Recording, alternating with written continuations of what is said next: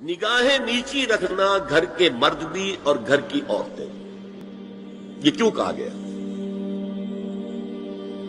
آج آپ کے علم میں نہیں ہوگا انسیسٹ کس قدر تیزی سے پھیل رہا ہے مغرب کے اندر۔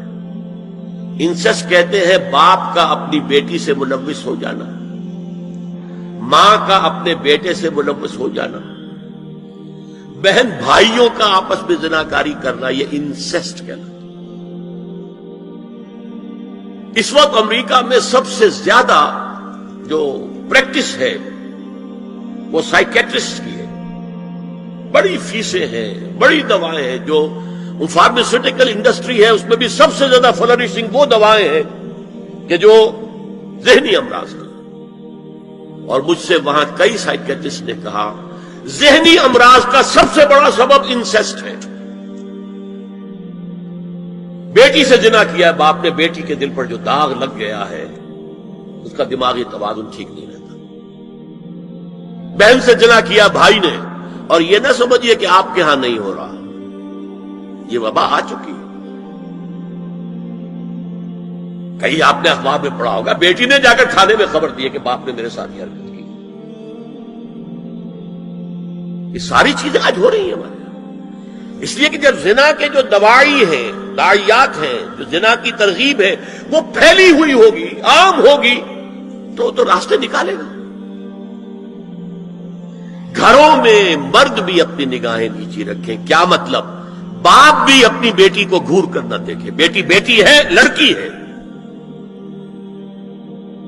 جوان بھائی بھی اپنی جوان بہن کو گھور کر نہ دیکھے۔ نگاہیں نیچی رکھنا، یہ نگاہیں نیچی رکھنا بازار میں چلتے ہوئے نہیں ہے، وہ تو سوسائڈ ہو جائے گی، موت آ جائے گی،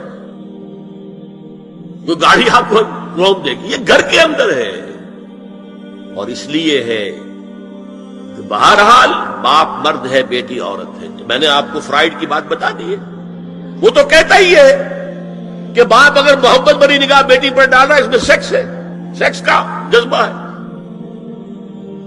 اگر ماں بیٹے پر محبت بھری نگاہ ڈال رہی ہے تو سیکس ہے، ایڈیپس کمپلیکس مشہور ہے اس کا۔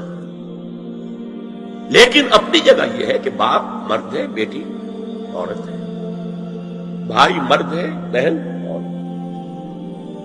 لہذا گھروں کے اندر بھی اپنی نگاہوں کو نیچا رکھو۔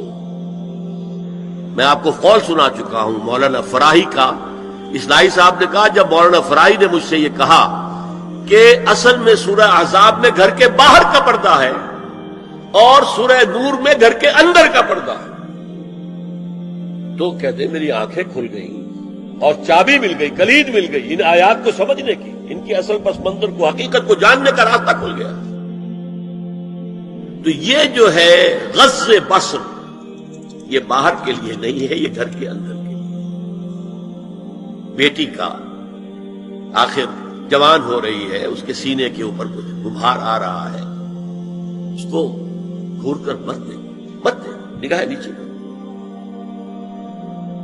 قل للمؤمنین یغضوا من ابصارہم ویحفظوا فروجہم ذلک ازکی لہم ان اللہ خبیر بما یصنعون۔ نوٹ کر لیجئے کہ یہ کہاں ہو رہا ہے؟ گھر میں داخلے کے بعد۔ گھر میں داخلہ اجازت سے، اور داخلہ ہوگا صرف محرموں کا۔ گھر کے اندر جو ہے وہ نامحرم تو نہیں آئے گا، یہ میں آگے بیان کر رہا ہوں۔